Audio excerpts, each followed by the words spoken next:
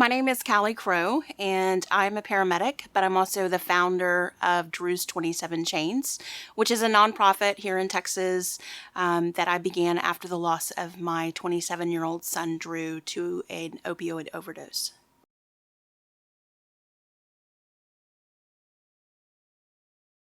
So I want to tell you a little bit about my son, Drew.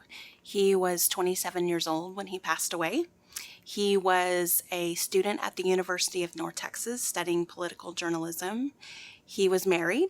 He was 6'4" and very articulate and funny. He always had these really corny jokes, and we always called him the old man when he was little. He's sort of an old soul kind of guy. But he was a very comforting person to be around, and everyone was drawn to him. He had also been addicted to opioids for about 10 years. And that's a long time for a 27-year-old. So it was quite a big struggle for not only him, but for me and my children, to watch him sort of morph into a different person. So I like to focus on who he was before the addiction, which was a very fun-loving, goofy kind of kid.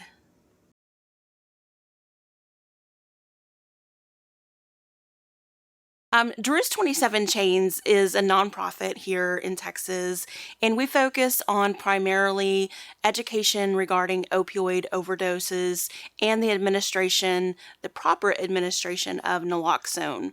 A lot of people know it as Narcan. That is one of the brand names that is Naloxone, but there are other brand names like Caloxido and Zemhai and different ways to administer.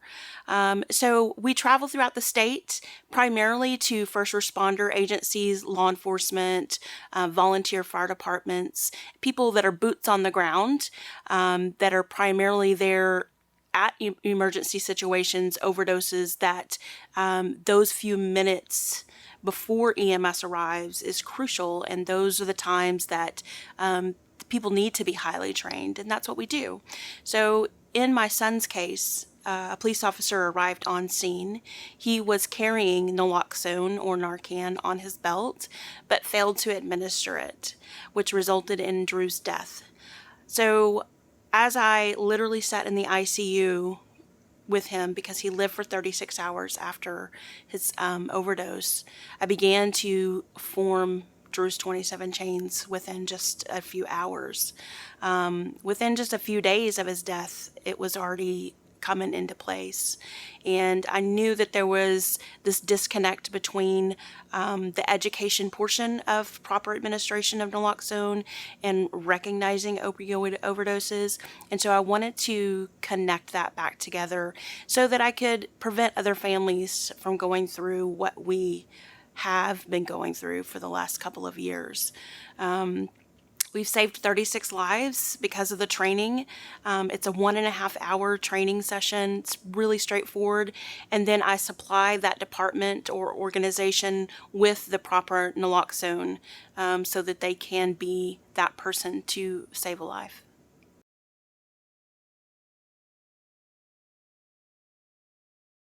The reason that naloxone training is important is because it's a simple, straightforward thing that anyone can do.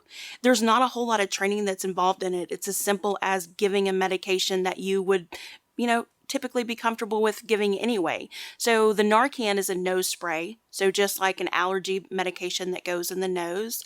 The other one is a little bit more invasive. It is a shot that goes into the leg. But what naloxone does is reverse the effects of an opioid overdose.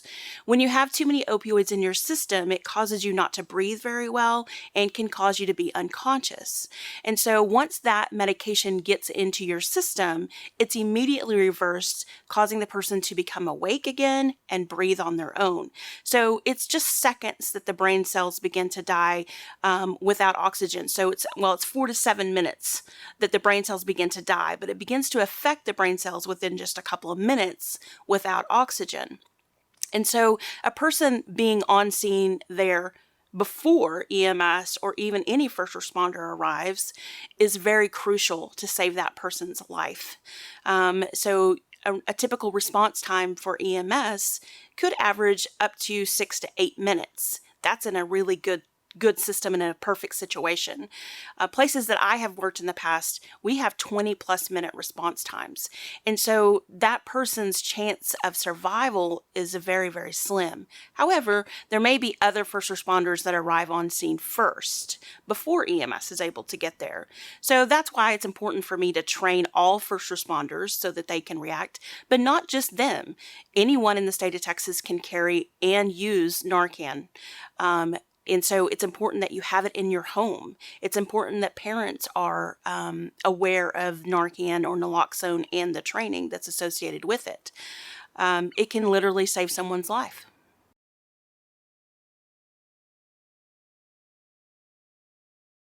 So you can learn more about Drew's 27 Chains right now just on Facebook, but there is a website that's underway, so be watching for that as well.